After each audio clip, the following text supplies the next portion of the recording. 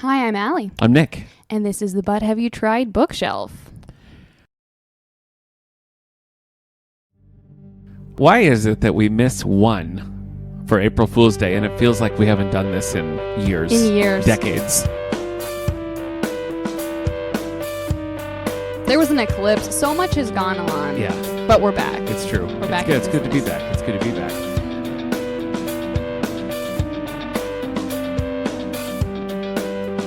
This is a bookshelf episode, so I don't think I have a ton of things to tell you, but I'm going to do my best.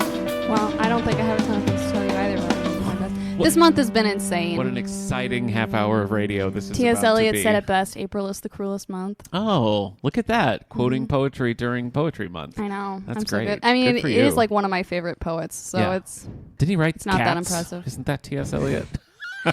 He didn't write the musical, but he did write what the musical is based on. Okay, all right. So can't T.S. totally Eliot blame him. remixed by Andrew Lloyd Webber. Yeah. That's what. But I Cats will is. say Okay. T.S. Eliot has written some strange stuff in his life. Okay. So my sophomore year of college, I wrote this paper.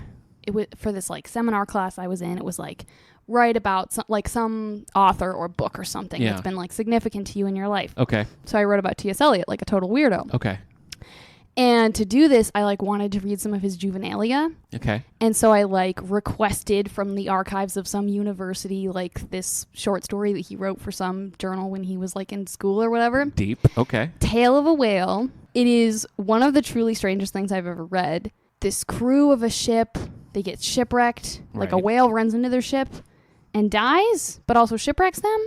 Okay. So they like decide they're going to use the whale as their like the boat. ship? And they like take the mast of the boat and like stick it into the whale. Yeesh. Yeah. Okay. And then I don't remember how it ends. Maybe you should the ending was send the least this important part. to Andrew Lloyd Webber to see if he wants to make a musical about. I don't know if I want a musical about that to won't make as exist. good. So Okay. Have you been reading any poetry since it's Poetry Month? I've been reading a little bit of poetry. Okay. I have Tell me right about it. now a book called The Weather Inside Her by Okay. Amy Yanity, which is Corey's mom. Corey, who wrote our music. Corey, who wrote our music. I didn't realize she had a book. Yeah. Oh. We have it in the collection. Really? Once Oh. I return it, because I've been like renewing it over and over Yeah. again, then you can read it. Okay. We should get her to sign it. I know. That's a good point. I Yeah. wonder if it is signed. I didn't look. I don't think so. Okay. We should definitely make her sign it. Yeah. I'm almost afraid to ask if you liked it because if you didn't, that's going to be awkward. All of it that I've read so far has been really good. You liked it. Mhm. Okay. All right. Well, that's good. That's something. I read one called Res Dogs by Joseph Bruchac. Oh, and nice. It is set during 2020, so it's enough time has passed that I can read things about the pandemic without spiraling into a deep depression. Right. But it's about this girl who is separated from her parents during the pandemic. So she's with her grandparents. So she's learning about, it's a Native American family. So she's learning a little bit about her roots and her past. And yeah, it was good. It was good. It's one of those, it's like a novel in verse, which I think is cool and effective. So I liked that quite a bit. And then I read When Fathers Cry. Why Fathers Cry? By Kwame Alexander. I couldn't tell you. Which is a mix of, it is poetry, but it's also like an autobiography. And it was an interesting read. He's got a podcast that kind of goes with it, and I've heard the first episode of that. That's too. cool. So, yeah, pretty good. Nice. I'm never a huge, I'm going to read poetry today, but... For a while, I was getting the Poetry Foundation poem of the day in my email. Oh, okay. And I would read them every single day. Yeah. And I now don't read them every single day, and so they're just accruing. Yeah. But for a while, it was I need to get back into it, because for a while I was like, well, I need to catch up. But at this point, it's been years. Yeah. That would be impossible. That's too much. Can you get it as a text message? That might be more realistic. Maybe. Okay. I feel like a text message would be worse. At least Oh, it for would me, be? though. Oh, okay. I feel like it would right. just look janky in a text message. Okay. I don't know. Maybe. All right. Maybe You're it an would old be soul. okay. You're an old soul. Yeah. I actually ordered Res Dogs for our collection for a November Native American Heritage Month book. So I'm glad to hear it's good. Yeah. I haven't read good. it, but I've been wanting to. Yeah, I enjoyed it quite a bit. That's the thing about choosing books that we should buy is I see them and I see that they look interesting, and then my to be read pile grows. I know. To infinity. That's me all day. And the thing is, I feel like 90% of the time I don't get to those things because I have so many other things on the list. It happens. I know. Or I'm like, oh, yeah, I should read these things, and I just keep reading more Terry Pratchett over and over. So is that what you're reading? Let's talk about it. That's some of what I'm reading. Okay. Yeah. All right. I started the Night Watch or City Watch. Unclear. One of the two. One of the two. Pratchett about watching Terry stuff. Pratchett sub-series. So I'm on the second one now, which is Men at Arms. And I've encountered a lot of these characters in other Terry Pratchett books that I've read, which is one of the beautiful things about Terry Pratchett to my mind, is that like if you're like, I don't know if I'm going to care about this particular series, but you've like already encountered the character, so you're like, well, I care about it now. Yeah. Yeah. So, yeah, it's a way to get you hooked. Sometimes those interconnected worlds that can be good, and other times it's just like exhausting. Yeah. It's just like, I don't want to read the whole side story over here, but sometimes you kind of have to. So it sounds like Terry Pratchett, you can pick and choose. Yeah, I feel like he does a good job of like, if you recognize the characters, you're like, nice. Yeah. But if you don't, you're not like, who is this? What's happening? Yeah. Like, yeah. So I appreciate that a lot. But I'm pretty sure this is the book where they hire the girl who's a werewolf to be part of the City Watch, who I encountered before, and she was a very cool character. Okay. So I'm excited about that. Yeah, how's your witch reading? I feel like I haven't heard about you reading witch content in a while. I actually haven't been reading a lot of witch content lately. Okay. I've been like really deep in the like murder mysteries, which is my other big thing beside witches. But I feel like I don't want to say I've run out of witch content, but like a lot of the witch content that I wasn't planning to read, I have already read. So now I need to like make a new list of witch books to read. Now, I did go to the Public Library Association conference where I got a scholarship to attend. So thanks, PLA. And it was a lot of fun. We had a little video on our socials if you want to check that out. So a lot of my reading is inspired by PLA authors who were there and different things I encountered. So I'm going to get that right off the top. Because I'm currently reading one, Ace Atkins, that's called Don't Let the Devil Ride. And it is a new series. Well, I don't know if it's a series. He didn't say, but he was on a mystery panel. And I'd read Ace Atkins before because, as you know, I love Robert B. Parker. And Ace Atkins took over the Spencer series when Robert B. Parker died. So he was sort of writing in the Robert B. Parker style. This is the first time I've written a book that's just Ace Atkins in his own style. And I am having a pretty good time with it. I got a signed copy, which is always fun. Nice. I don't think the book comes out until July or something. So, Sneak preview. Yeah, that's right. So that isn't my featured book because I'm still reading it, but I am liking it.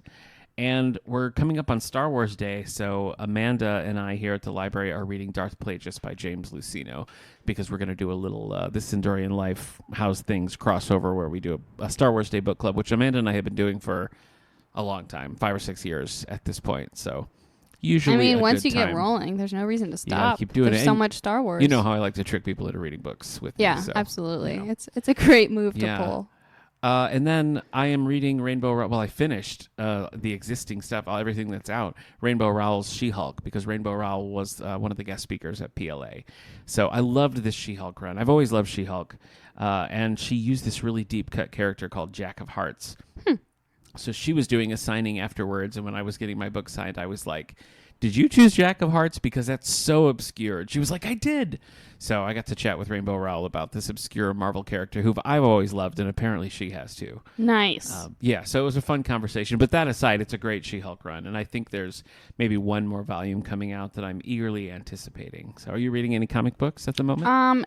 Not much. I did finish that Captain Carter comic. Oh, yeah. Okay. A little bit of a tie-in to the Agent Carter episode. That's right. I do really want to read that She-Hulk run, though. That's been like very high on my comic book to read list for a while. We got it right here. Maybe that'll be my next comic book foray. Tell me more about the books you're reading. Anything else you didn't mention? What is your featured book? What is my featured book? Did I choose a featured book? I guess The Golden Tresses of the Dead, which is the 10th Flavia de Luce, and I think it's the last one that is out. Oh. So that's a hard time because when you caught up with Louise Penny, it was a real dark time. That was a really dark time in my life. Yeah. Just everybody give Allie her space. She's caught up on Louise Penny. Don't talk to me. There's no more Louise Penny. Yeah, actually, I wonder when. I'm not going to Google it right now, even though I really want to. It would depress you. I don't think you should. I want to know when the next Louise Penny is coming out. But I should look that up later. I feel like I could probably re-listen to them now, though. It's been a while. I can't. I just can't. Yeah. I do feel a little guilty at this point if I'm rereading books because I know there's so many other books that I want to read. Free yourself to the guilt. You gotta just do what makes you happy. Yeah, Louise Penny, that's all I have to say. I have taken your advice to heart because you've said many times, stop reading books that you don't like. And there's a couple of books that I have set aside. I'm so proud of you. This is not doing it for me. That's great. I The love Grey that. Wolf by Louise Penny comes out October 29th, 2024. This year. I can wait. Well, my featured book also ties into PLA. One of the authors, there's a murder mystery panel, which was really fun. Also, Craig Johnson, who writes the Longmire series, was there, and he was very cool. But there was an author that I hadn't heard of before named Eva Jursic, and she has a book called Department of Rare Books and Special Collections, which we happen to have right here in the collection. So I checked it out. It was just going to see if I could read a little bit before her panel, just to kind of get to know her writing a little bit better. And I ended up really liking it. And so, I mean, the title alone is definitely intriguing. Yeah, it was good. It was good. And longtime listeners will know, before I worked here, I worked in academic libraries for almost a decade. And it is set in an academic library. So I felt a little bit like, oh, yeah, I know that. I know these different things that happen. So it was kind of nice to revisit that world. But I like not working in that world.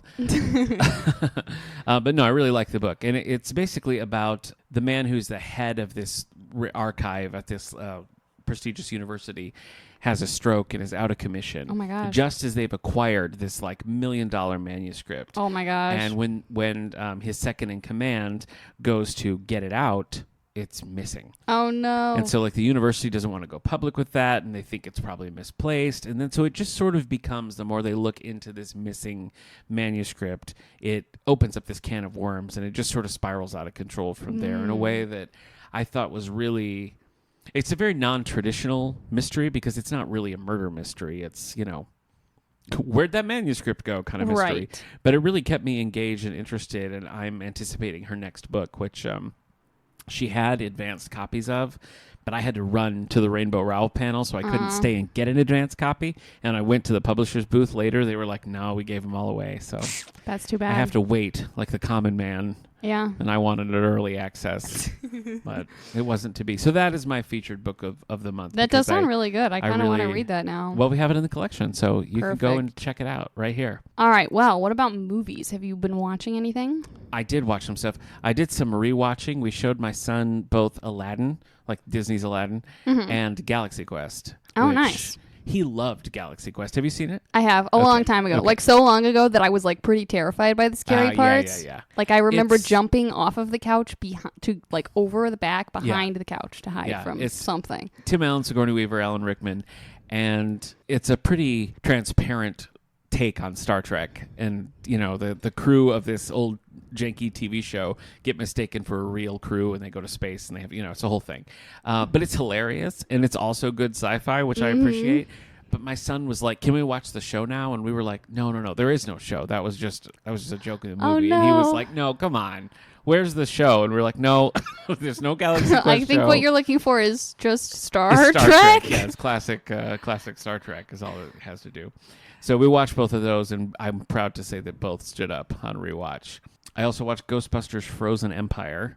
So, as you recall, this past Halloween was the Ghostbusters Halloween for me, where I watched all the movies. So much Ghostbusters. So I was prepared all the for ghosts Frozen Empire. were busted. They were.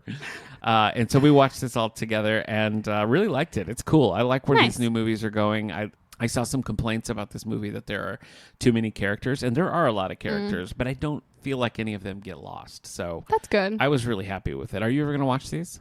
Maybe. There's a good chance. A good chance? It could happen. Okay. Anything's possible. I could see you liking these new ones. I don't know about the 80s ones, but that's fair. Afterlife and this one, I feel like you could jump right in and be fine. And just understand, yes, there were Ghostbusters before Paul Rudd, and you're okay. So Paul Rudd is not the first Ghostbuster. Yes. You heard it first here, ladies and gents. So that is my featured movie of the month, was Ghostbusters Frozen Empire, though I did watch a terrible movie called Robin Hood the Rebellion. Oh. I have a soft spot for Robin Hood movies. Yeah, Robin Hood is great. But this was just, I don't know. It was so low budget, which sometimes can still work, especially for something like Robin Hood. But it was just unrelentlessly boring. Like it just, every scene felt like it took 30 minutes and like no new information was gained from watching it. So it was a rough time. I liked that Jamie Foxx one that nobody liked. I liked that one, and I liked the Russell Crowe, Cate Blanchett one from, I don't know, 10, 15 years ago, the Ridley Scott one. So I don't know if I definitely don't know these by actors, but I might have seen them. Right. Yeah. Because of who I am. What about Robin Hood Men in Tights? I haven't seen that one. Classic 90s. Okay. I think that's one of the only Robin Hood movies that I haven't seen. It's pretty good. There was a phase pretty good. when I was a kid where I want to say every week for a month or two, we just only watched a Robin Hood movie. Okay. And including like silent films one where it's there's a scene and then it cuts to just a black background with text telling you what they're saying. Yeah. Yeah. That was the time. All right. That So was maybe you'd like this one. Who knows? I don't know. But maybe I'll try it eventually. Cannot recommend it. What about you? What are you watching? I watched, I think, only 2 movies this month. All right. Which were weirdly similar. Both of them start out the same way, where a girl is flying to London for the first time. Okay. And she meets a guy at the airport / on the plane. Okay. And they kind of become a thing. Those and then they diverge. Similar. I know. It was like weirdly, like we were watching the second one and I was like, how many movies can start this way? It's weird that you didn't do that on purpose, but it still happened. I know. Well, some of it is just like if you're trying to choose between movies and you've been to London and you really like London and you see London in the description, it just like bumps it higher. Yeah, you're just like, well, now we have to. Okay. So, but these 2 movies were Upgraded, which is an Amazon original that came out this year. This one is starring Camila Mendes, and it's one of those movies where I like from Riverdale, right? I think so. Okay. She's also the bride in Palm Springs. This is one of those movies where it's like the character gets caught up in a lie, like a small lie at the beginning, but then it turns into a huge lie. So she like meets this guy and she's talking about how she's going to like, oh, something happened, and the art company that sells art that she works for is like calling him their, US director or whatever, and then he thinks it's her, and she's like, oh yeah, haha. But then she keeps running into him, and she's like leading a double life. It's very stressful. Wow. It's very stressful. Is this the princess switch?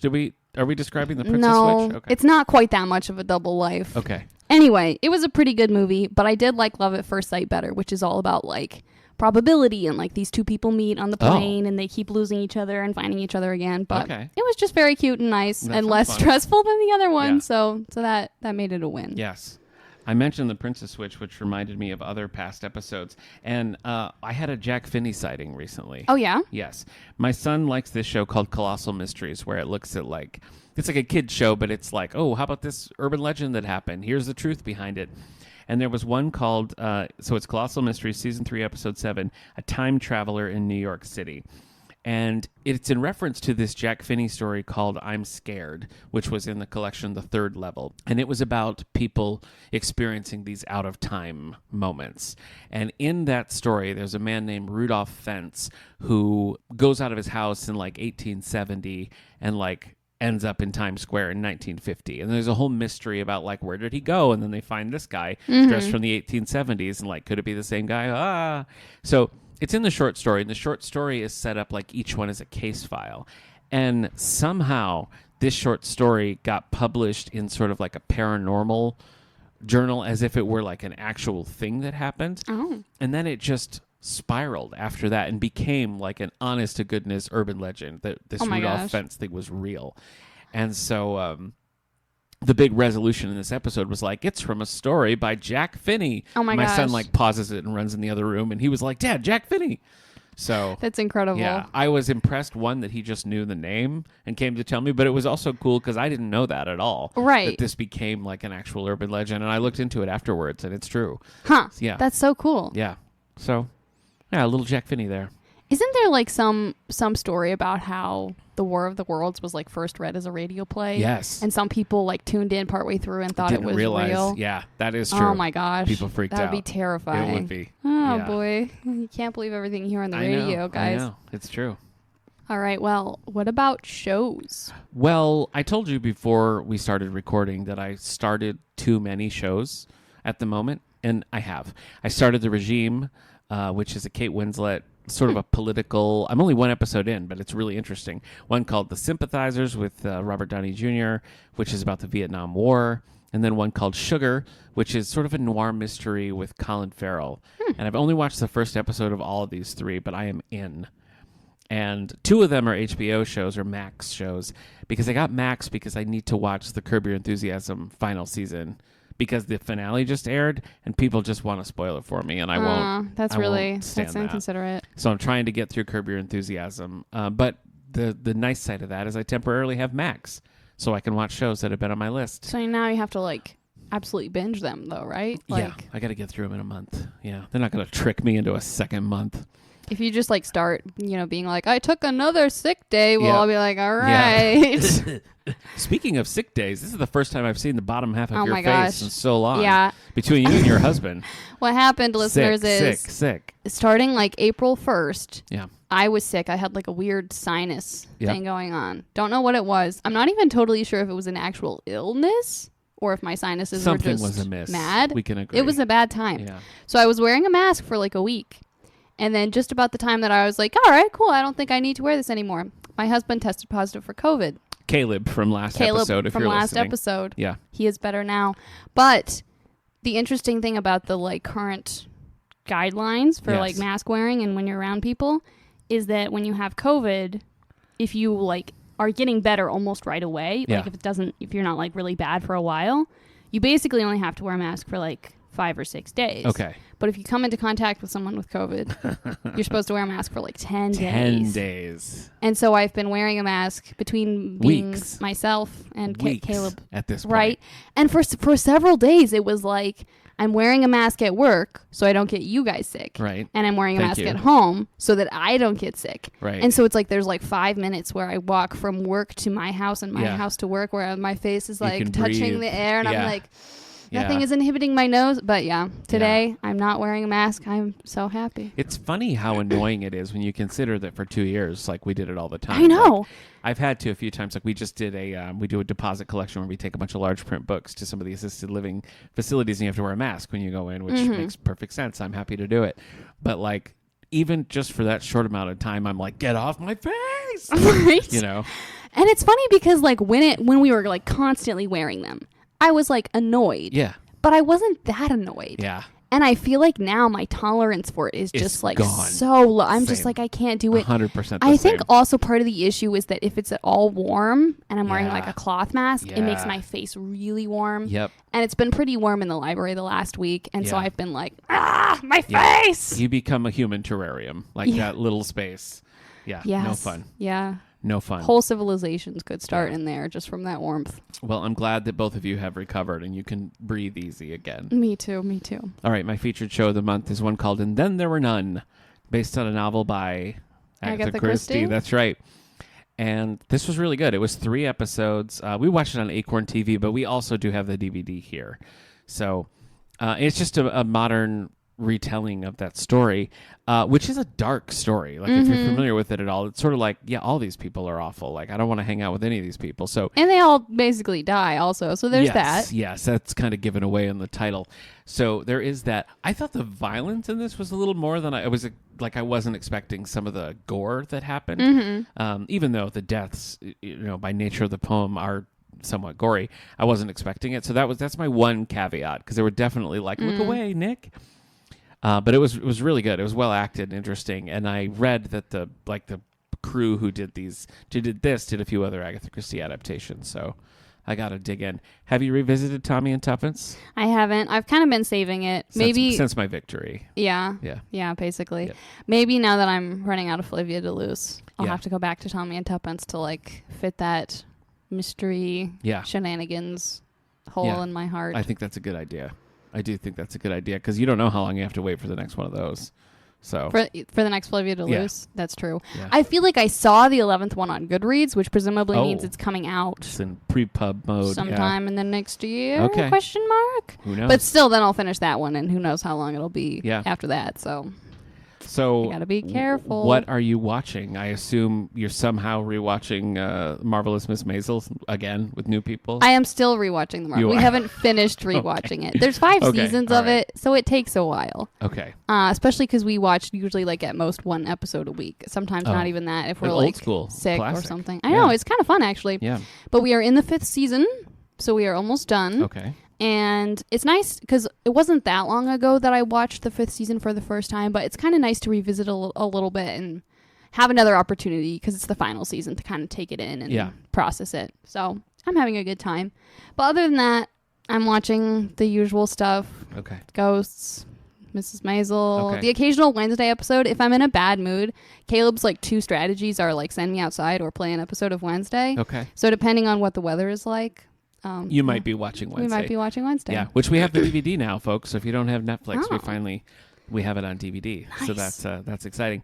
Did you finish Superman and Lois? Did you watch all 3 seasons? Mm-hmm. Nice. So now we are waiting. We are recording on April 18th, which is the anniversary of Superman and Lois's debut in comics in 1938. Nice, man. So, that was a long time ago. And yet the library had been open for at least a year by the time Superman came out, which is so a bizarre. weird thing to think about. Yeah. Yeah. I read a collection of Superman comics by Mark Millar, who he's known for he has his whole like Miller world. He did like Kick-Ass and the Jupiter's Legacy books, and he did a lot of Flash stuff for DC. But it was this collection of Superman, and it's a little hodgepodge because it's some issues from like the Superman animated series comic book and some just like standalones and one-offs. So it's not a great collection. I would never be like, are you new to Superman? Read this random collection. But it was kind of neat to have all the Mark Millar Supermans together. That is kind of cool. What's your go-to Superman? Well, I really am enjoying Superman and Lois. Yeah. I also, for a while in like middle school or high school, I was watching Lois and Clark with my parents. And so I feel like that's what I think of when I think of like Superman. Yep. It's such a great cast. It really is. It's very good. Great versions of those characters. I haven't rewatched that. Some of it I've never rewatched. And I feel like I could do that now. I haven't even watched all of it, to be honest, because Really? I think my parents had watched all of it before. Yeah. And then we were rewatching it, and we got to a point where we were like, all right, some of this stuff is just, there's like cloning and people eating frogs and everything. Yes. And we were like, all right, I think we need a break. It gets a little extra, that's for sure. Yeah. Yeah. And they were like, they were saying they remembered there being some really good stuff that happened after that. And so we were like, oh, should we skip? But how far should we skip? And then I think we got busy watching other shows, and we never figured that out. I don't think there's anything you necessarily have to skip. I mean, it takes a bit of a quality dip, but I think the later season, I think it's the last season maybe, has the whole New Krypton arc where Kryptonians come, and that's really cool. Like that's an extended 5 or 6 episodes, I feel like, where they're dealing with this whole New Krypton thing, which I thought was very cool. So yeah, I could rewatch Lois and Clark. That's a good pull. I like it. Can't believe you haven't watched Smallville. I really feel like you would like Smallville. I know. But I feel like I intended to watch Smallville, and somehow it never happened. Yeah. So I guess it still can. Yeah. Well, we have a lot of Superman stuff here, just by coincidence. It's not for no reason. It's not me turning the gears, but we do have that. And early on in the library podcast, I think it's episode 31 of the All the Books show, we have a special Superman spotlight where we just talk about all our favorite comics. So you can go find that at soundcloud.com/allthebooks or on the YouTube channel. It's a good time to revisit. The only other show that I've watched that we haven't talked about is Agent Carter. Agent Carter, which you assigned me, and then we did a real bait and switch, and you and I jumped over to previously on X-Men, and we never actually talked about Agent Carter. It's true. So we pulled a real villain move there. Yes, I did watch the whole first season, and I read Captain Carter, and I was a little indifferent to it. Fair enough, I guess. You guess. Here's the thing. I was disappointed because she's a cool character in the movie, and I was a little disappointed that the show, like, I understand they're dealing with like the times and everything, but having her be so like beholden to the other like men in the agency, and her sort of being like, I wanted to see her be a cool agent. I wanted to see her be a cool secret agent in America, like pew pew. And I just feel like we didn't get that. And we jumped right into this, her like doing this side quest for Howard Stark. And I don't know, it just never quite settled with me. And by the end of the season, I was kind of like, okay, I'd like to see more maybe. But I was a little on the fence about it. It was never like appointment watching for me. Fair enough. Like getting through the first season, I was like, all right, I got to do another episode of this, which is not what I wanted it to be. How do you, what do you feel about it? Yeah, I like Agent Carter quite a bit. Caleb and I watched it together some time ago, obviously, which I think he mentioned in the episode where they talked about it. I feel like I didn't really, like, it is very true that a lot of the elements of the plot are kind of like men in Peggy's life making things happen, if that makes sense. But I feel like I didn't really process that when I was watching it, because so much of it is like her doing cool stuff, and so that's what I was so fixated on. And so like I didn't have too hard of a time dealing with that stuff just because I was so hyper fixated on Peggy Carter being cool. No, I agree, she is cool. I just felt like at least the plot of the first season, I don't think really gave her enough room to shine. Like when they do the one where they go overseas and she's the one with all the expertise and stuff, and it was kind of like a paradigm shift for the other, like her coworkers and stuff, I thought that was cool. And I thought those episodes really were like, yeah, right, there she is, she's cool. And I wanted that to be the whole focus of her just being like super cool, and that's what I felt like I was missing. But fair enough. Now listen, Allie, I know that you like Agent Carter. But have you tried the giant ice cream sundaes they have at Texas Hot right here in Wellsville? I have not tried the giant ice cream sundaes. And based on the hand size shapes that you just made to indicate the size of the giant ice cream sundaes, I'm a little alarmed and apprehensive. I love ice cream. Ice cream is like my go-to. Like if I was going to have any sort of snack, I would want ice cream. Like anytime we go out or something, and I'm always the one who's like, maybe we should get ice cream. Would it really hurt if we got ice cream? So what if we just got some ice cream? How do you feel about ice cream? I love ice cream. Ice cream is great. Do you? Okay. All right. Now, I have never had the giant sundaes at Texas Hot because I didn't know that they existed. I don't think I knew they existed either but our until friend, this moment. Nick Davis from the ND Vision podcast, who was on for our Dragon Ball episode, swears by them. And he was like, you got to try these sundaes. Oh. And so I think that we need to go to Texas Hot. We need to get giant sundaes and do a little bit of a remote episode where we eat these sundaes and talk about it. I support this. And then we can also talk about some of our favorite ice cream and weird ice creams that we like and things like that. That sounds like a great idea. Because while I was at the PLA conference, I also got weird ice cream. Nice. Because I'll take any opportunity I can. To try weird ice cream? To try weird ice cream. That's right. All right. Well, then, in 2 weeks, we will be back to try ice cream. I love it. I love it. For work, for our job. For our job. We will try ice cream. Absolutely. Yeah. For the good of the library. We Absolutely. Must the library needs us to do this. We need to have giant ice cream sundaes in the middle of the day. I think. Absolutely. I think that's what we need, and I think that's what the library needs. So, really, we're benefiting the whole community. So this is so generous of us. That's right. Okay. Well, I will see you then. Sounds good.